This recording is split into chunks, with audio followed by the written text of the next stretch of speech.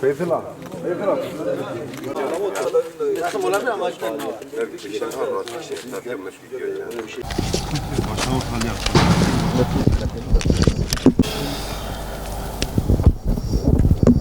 Değerli Adıyaman kamuoyuna, özellikle muhtarlar olarak bugün Adıyaman Peri Teknik Anadolu Lisesi'nde bir araya geldik.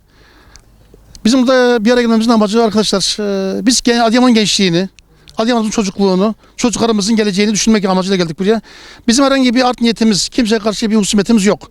Biz Adıyaman'ın muhtarları olarak, seçilmiş insanlar olarak, elimizde el gövdemizi her zaman Adıyaman olduğu zaman taşın altına koymaya hazırız. Biz yine bugün bir mesele, Adıyaman meselesi olduğuna inandığımız Adıyaman Peri Anadolu Lisesi'nin hizmet içi eğitimle okullarımızın, öğrencilerimizin burada eğitim görmeleriyle ilgili bir basın açıklaması yapmak istiyoruz. Muhtarlarımıza geldik, okulumuzu gezdik, otelimizi gezdik. Dolayısıyla bizim yapmamız gereken tek şey şu: bir an önce Adıyaman'ımızı ırgat kenti olmaktan çıkarmak. Onun için neler yapabiliriz? Nasıl elimizi, bir gövdemizi taşın altına koyabilirizin arayış içerisindeyiz biz muhtarlar olarak. Sağ olsun Adıyaman Milletvekilimiz Sayın Ahmet Aydın yaklaşık 8-10 yıldan beri hizmet için bu okulumuzu Adıyaman'ımıza kazandırmak için Urfa ile Diyarbakır'la müthiş bir mücadelede bulundu ve bunu Adıyaman'a kazandırdı. Burada yaklaşık şu an için okulumuz tam bitmediği için 350 yakın öğrencimiz var.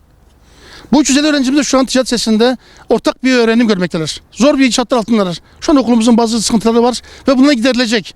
Bizim amacımız bu okulumuzda öğrencilerimizin, evet, Adıyaman Milletvekilimiz Ahmet Aydın Bey'in ve milletvekillerimizin üstün çabalarıyla ilimize kazandırmış olduğu bu güzel eserin ileride çocuklarımızın da geleceği olan bir esnaf, bir meslek sahibi edilme olmaları için bu okulların artık tamamen Adıyamanlı'nın hizmetinde sunulması, Adıyaman çocuklarının hizmetinde sunulması için biz burada bir araya geldik. Bizim amacımız Turizm Otelcilik Uygulama Okulu ismi ile yapılan bir tesis, birçok öğrencimizin turizm sektörüne kazandırılması için bu lisede okuyabilecek, turizmle ilgili eğitim alabilecekleri, servislerle ilgili çalışmalar yapabilecek ve bir meslek sahibi olabileceğine dair inancımızdır. Şimdi buranın müdürü kim olur? Bizim umurumuzda değil. Fakat şurada bir gerçek var. Hizmet edecek olan müdür kim? Ona bakacağız. Gençliğimize, çocuklarımıza bakacak olan kim? Ona bakacağız. Kim bizim çocuklarımıza iyi hizmet ederse, Adıyaman'a hizmet ederse o bizim başımızın tacıdır. Bazı arkadaşlarımız diyor ki muhtarlar bu işe neden karıştı? Biz seçilmişleriz. Mahallelerimizin bize vermiş olan yetkiyle Adıyaman'ımızın hizmetkarı olmaya devam ediyoruz biz.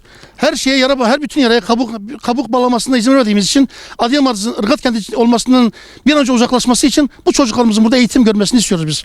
Dolayısıyla turizm liseleri için uygulama otelleri eğitim öğretimin en önemli ayağı olup başlı başına bir okul niteliğindedir. Öğrenci her şeyi burada usta öğrencilerden öğrenir. Usta öğrenciler de ancak uygulama otelleriyle bünyesinde çalıştırılarak maaşları genel bütçede karşılanır. Uygulama otelleri olmadan turizm lisesi düşünülemez. Arkadaşlar, burada kısaca şunu demek istiyorum, bakın.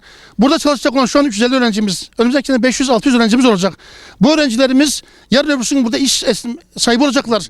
Burada yarın öbürsü gün diploma aldığı zaman Avrupa Birliği'nden dolayı gidip kendi ayaklarının üstünde durabilecekler. Ayda 5.000 lira, 6.000 lira kazanacak bir öğrenci annesini kayısı toplamaya gönderir mi? Göndermez. Babasını fındık toplamaya gönderir mi? Göndermez. Ya ırgat keri olmaktan artık bir an önce kurtulalım.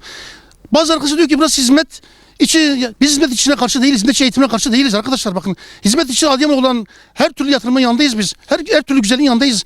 Gelsin hizmet içi eğitimde de yapsın. Ama okulumuzun lütfen bağımsız bir hale gelmesine izin vermeyelim. Buradaki tek başlılık her zaman için öğrencilerimizin başarılı olmasını sağlayacaktır. Biz buradan Ankara'ya sesleniyoruz. Milli Eğitim Müdürümüze sesleniyoruz. Sayın Valimize ve bugün yetkililere sesleniyoruz. Bakın, bu devasal yatırım yaklaşık 50 milyara mal oldu. Bu hepimizin parası bu. Adıyaman'ın parası bu. Bunu heba etmeyin.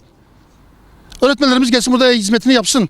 Hizmet içi eğitime devam etsinler. Aslında biz hizmet içine karşı değiliz. Bakın, yine tekrarlıyoruz. Muhtarlar olarak Adıyaman'ın her türlü güzelliğinin yanındayız biz. Ama lütfen öğrencilerimizin geleceğiyle oynamayın. Öğrencilerimizin okuluna karışmayın. Hizmet etmelerine karışmayın. Onların bir şeyler öğrenmelerine karışmayın.